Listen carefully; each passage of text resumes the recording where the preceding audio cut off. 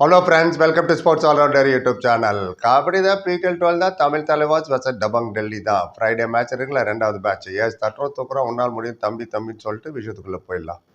Right, 9th ரேங்க்ல இருக்கோம் நம்ம, 12 point. Dabangg Delhi qualify ஆகிட்டாங்க, டாப் 2ல இருக்காங்க. டெல்லியில் மேட்சஸ் நடக்கல, எப்படின்னா டெய்லி 3 மேட்ச். சென்னையில், ஜெய்ப்பூரில், வைசாக்லாம் ரெண்டு மேட்ச் தான் டெய்லி. இப்போ 3 மேட்ச் டெய்லி. ஏன்னு கேட்பீங்க, எதுக்கு 3 மேட்ச்ன்னு? நீங்கள் விளையாண்டதெல்லாம் போதும், ஹோட்டல் பில்லு எகிருது, சீக்கிரமாக முடிச்சுட்டு போங்க மூட்டையை கட்டிட்டு சொல்கிறாங்களா மறைமுகமாக? I don't know. எனிவே, ஆனால் லைட்டர் நோட் அது இருக்கட்டும். இப்போ நம்ம 12 பாயிண்ட் வச்சுருக்கோம். டெல்லி 12 மேட்ச் ஜெயிச்சிருக்கு. ஆமாம், see the டிஃப்ரென்ஸ். இவ்வளோக்கோ கடந்த சில மேட்ச் ஆஷு மாலிக் வேறு இல்லை, அவர் எல்லாமே அவங்க 12 ஜெயிச்சு வச்சுருக்காங்க. நீங்கள் ஃபேன்ஸ் என்னன்னா இன்னும் சொல்லிட்டீங்க பவன் இல்லை சார், அதான் தோத்துட்ருக்கோன்ட்டு. அங்கே தான் ஆஷு மாலிக் இல்லை, கடந்த 3-4 மேட்சை ஜெயிக்கல. அண்ட் சாகர் மஸ்ட் சார் நீங்கள் சொன்னீங்க, வெரி குட். வந்தார் சாகர், வந்த 2 மேட்ச்சும் தோத்துட்டோம். ரைட், அவர் தான் பர்ஃபார்ம் பண்ணார்னா அப்போ அதை வச்சு சந்தோஷப்பட வேண்டியதான். அவர் எடுத்துட்டார்ப்பா 5 போதுமே, கப்பு கொடுத்துருங்க எங்கிட்ட, 5 பாயிண்ட் எடுத்தாருன்னு. சாகரை அவரை கேப்டனாக போடுங்கன்னு 4 மாதம் முன்னாடியே நான் சொன்னேன், ஒரு வீடியோவே போட்டு அதுவே நான் முந்தானேத்து டிஸ்கிரிப்ஷன்லேயும் வச்சேன், இன்றைக்கும் வைக்கிறேன். அதை பாருங்க, நான் என்ன சொன்னேன். நான் சாகருக்கு அகேன்ஸ்டாகவேலாம் இல்லை, அவர் இன்ஜுரியாக இருக்காரு, அதான பிரச்சனைன்னு. சாகரை இவ்வளோ வருஷம் நீங்கள் கேரி பண்ணதுக்கு அஜிங்க பவரை கேரி பண்ணியிருக்கலாமே, அந்த மட்டும் கலெக்டரில். இப்போது அஜிங்க பவர் பெங்களூர் புல்ஸுக்கு போன சீசன் 62 பாயிண்ட் எடுத்தார் 17 மேட்ச்சில். செகண்ட் ரைடர் தான் அவர். டபங் டெல்லி இப்போ விளையாடுறாருல, 59 பாயிண்ட் 15 மேட்ச்சில், அவரும் செகண்ட் ரைடர் தான். ஆனால் நம்ம ரிலீஸ் பண்ணிட்டோம். அவன்லாம் எல்லாமே தானே நம்ம செமிஃபைனலுக்கு போனோம், ஞாபகம் இருக்குல்ல? அதை பேஸ் பண்ணி தான் சாகரை கேப்டனாக போடுங்க, அர்ஜுன் அண்ட் பவனை அவங்க let them do the riding மட்டுமே போதும்னு சொன்னேன். அது யார் கேட்டாங்க, யாரும் கேட்கல, அதெல்லாம் எனக்கு தெரியாது. ஆனால் ரிசல்ட் உங்கள் முன்னாடி இருக்குது. இந்த ரிசல்ட் நடக்கும்னு நான் 4 மாதம் முன்னாடியே சொன்னேன். டவுட் தான் அந்த வீடியோ திரும்ப போய் பாருங்கள். ஸோ நம்ம இன்னும் 2வது ரைடரை தேடிட்டு இருக்கோம். இருக்கிற ரிசோர்ஸை வச்சு ஜெயிக்கிறதா கெத்து. எல்லா நல்ல பிளேயரும் இப்போ நிறைய பேர் கமெண்ட்டில் என்ன போட்டிங்க, அடுத்த வருஷம் தேவாங்க எடுத்துக்கலாம் சார், அடுத்த வருஷம் மன்பிரீத் எடுத்துகிட்டு வந்துடலாம், என்னமோ நம்ம கையில் இருக்கிற மாதிரி எல்லாம் வந்துடுவாங்கன்ற மாதிரி. நோ, இருக்கிற ரிசோர்ஸை நீ எப்படி யூட்டிலைஸ் பண்ணுற? PTL 9ல் ஒன்றுமே இல்லை, பவன் இல்லைன்னொன்னே யாருமே நம்பலையா? நோ பவன் அண்ட் நரேந்தர் கண்டாலான்னு ஒருத்தர் இருக்கிறதே நமக்கு தெரியாது. அப்புறம் அவரும் அஜிங்க பவார், சாகர், சாயல் புலியாதான் ஒன்றும் பண்ணாது நம்ம செமிஃபைனல் வரைக்கும். ஸோ இருக்கிறத வச்சு பர்ஃபார்ம் பண்ணணும். அதுக்கு தான் இப்போ டெல்லியே ஒரு உதாரணம். கடந்த 3-4 மேட்சாக ஆஷு மாலிக்கில் still they are doing very well. Right, and நம்ம 2வது ரைடர் தேடிட்டு இருக்கோம். ஏன்னா 2வது ரைடர் இல்லை, சப்போர்ட் ரைடர் இல்லை, கல்கட்டா நைட் ரைடர் இல்லை. இந்த மாதிரி தான் பிரசிடென்ட்ல சொல்லிட்டு இருக்காங்க, சப்போர்ட் ரைடர் இல்லைன்ட்டுன்னு. ஓரமாக வச்சுருவோம். ரைட், இது நமக்கு புதுசு கிடையாது ரைடரை தேடுறது. போன சீசன் என்ன நடந்ததுன்னு சொல்கிறேன். மொயின் ஷபாகி, நரேந்திர கண்டோலா, சச்சின் தன்வர், இமான்ஷு, விஷால் சால், சாய் பிரசாத், சௌரப் ஃபகரேயா ஒருத்தர் இருந்தார். ஆமாம், CR66, சச்சின் கூட அவர் கூட்டு நமக்கு இன்ட்ரடியூஸ் பண்ணாருங்க, கப்பு நமதே. அப்புறம் மாசான முத்து. 9 ரைடர் விளையாண்டாங்க போன சீசன். 9 ரைடர் விளையாடி 395 பாயிண்ட் தான். ஆனால் போன சீசன் தேவாங்க்கு மட்டுமே 301 பாயிண்ட் எடுத்துன்னு போயிட்டாரு. ஸோ இந்த 9 ரைடர் வச்சே நம்ம போலியே, குவாலிஃபை ஆகலையே போன சீசனு. ஞாபகம் இருக்குல்ல? கோச் வேணால் வேறு இருக்கலாம், பட் சொல்கிறேன் நான், செகண்ட் ரைடர் இல்லை, சப்போர்ட் ரைடர், பழிய எல்லாத்தையும் தூக்கி அவர் மேலே போடுற இது சரியாக தப்பான்னு உங்ககிட்டே விட்டுறேன்.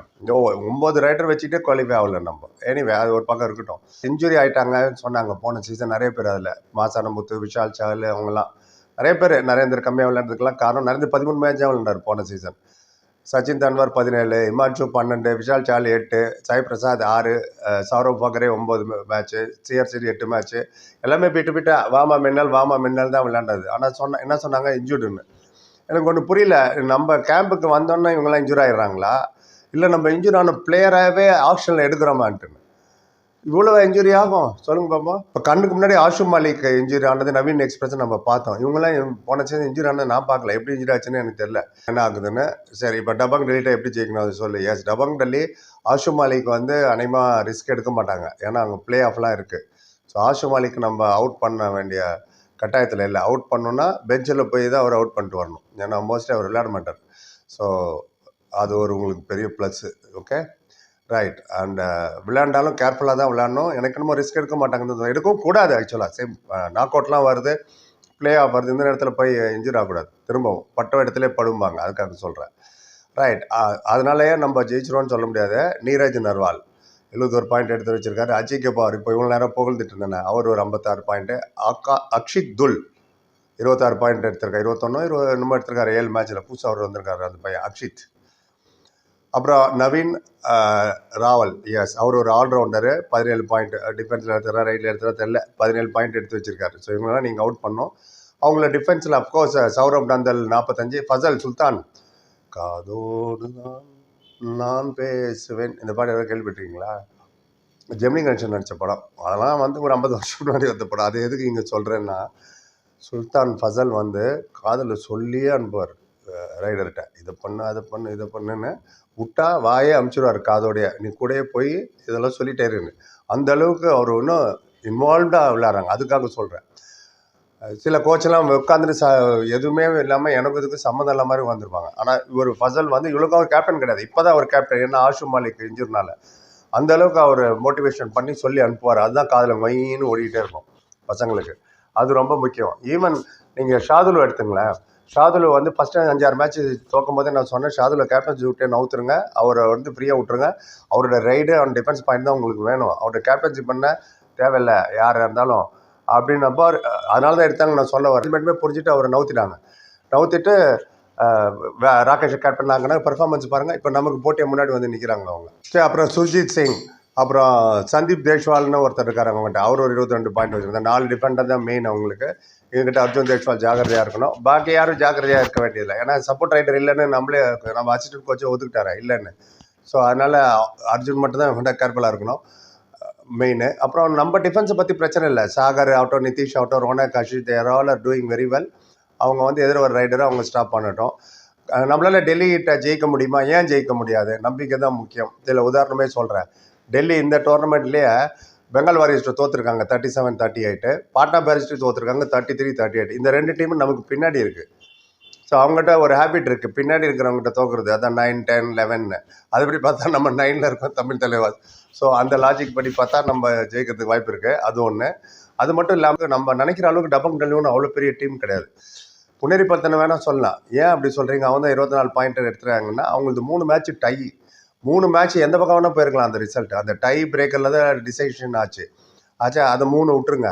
ஏற்கனவே பெங்கால்கிட்ட தோற்றுருக்காங்க, பாட்னாட்ட தோற்றுருக்காங்க, 5 ஆச்சா. பொன்னேரி பல்தண்டி தோத்தாங்க, அதுவும் டை பிரேக்கரில். ஸோ 6 ஆச்சா. ஜெய்ப்பூர் பெங் பேத்தட்டில் 1 பாயிண்டில் தான் ஜெயிச்சாங்க, 36-35. இந்த 7 மேட்சும் எந்த பக்கம் வேணால் போயிருக்கலாம். ஸோ அந்த மைண்ட் செட்டை மைண்டில் வச்சுக்கணும் நம்ம பிளேயர். அதாவது கான்ஃபிடன்ஸ் அப்படி தான் நம்ம ஏற்றிக்கணும். 7 மேட்ச் இப்படி 7 மேட்ச் ரிசல்ட் எப்படி வேணால் போயிருக்கலாமா நீங்கள் நினச்சிங்கன்னா ஆட்டோமேட்டிக்காக நமக்கு ஜெயிப்போன்ற நம்பிக்கை வரும். அது ரொம்ப முக்கியம். ஸோ அதனால் they are beatable, nobody is unbeaten year. எல்லாருமே தோற்று தான் வந்திருக்காங்க. ஜெயிக்கிறதுக்கு நீங்கள் என்ன பண்ணணும்? மெயின் அதான், don't repeat your mistake. Press கான்ஃபரன்ஸில் அதான் சொல்லிட்டு போகிறாங்க கேப்டனுக்கும் அசிஸ்டன்ட் கோச்சும்.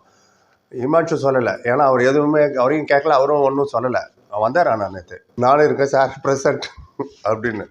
முன்னாபாய் எம்பிபிஎஸ்ன்னு ஹிந்தியில் வந்து தமிழில் வந்தது இல்லை, வசூல் ராஜா எம்பிபிஎஸ்ன்னு கமல் சார் நடிச்ச ஒரு படம் வந்தது. அது அப்புறம் தான் திடீர்னு கையை எப்படி தூக்கி காட்டுவார், கேள்வி இருக்குன்னு. அந்த மாதிரி ஹிமான்ஷு வந்து உட்காந்தார் சத்யாருன்னு.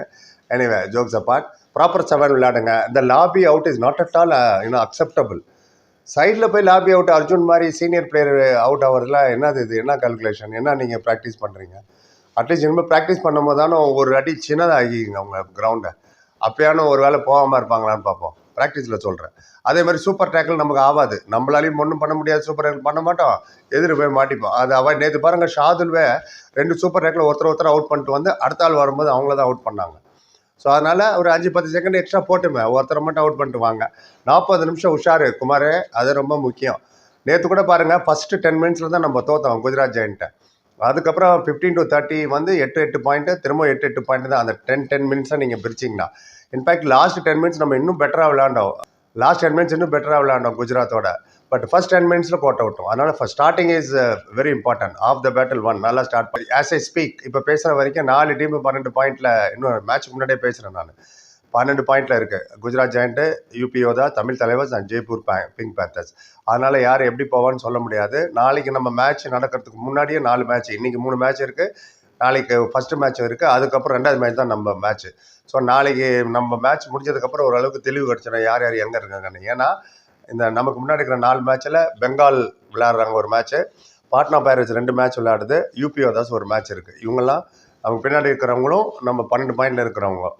ஸோ யூபி யாதவ் வந்து ஹரியானா கிட்ட. ஸோ ஹரியானா ஜெயிக்கணும் கண்டிப்பாக. யூபி யாதவ் போக விடக்கூடாது. ஸோ ஹரியானா ஜெயிச்சாங்கன்னா அது தமிழ் தலைவாசுக்கு பெனிஃபிட். ஸோ இதெல்லாம் ஒரே குழப்பமான சுச்சுவேஷன் இருக்குது. நாளைக்கு இந்த நேரத்தில் பை த டைம் தெரிஞ்சிடும் நிறைய விஷயங்கள். யார் குவாலிஃபை ஆகிறதுக்கு நிறைய சான்ஸ் இருக்குது. ரைட், இது ரொம்ப லாங்காக போச்சு. உங்கள் கருத்து சொல்லுங்கள். பிறகு 10 பேர் லைக், கமெண்ட், சேனல் சப்ஸ்கிரைப் பண்ணி சந்திக்கிறேன். Thank you so much.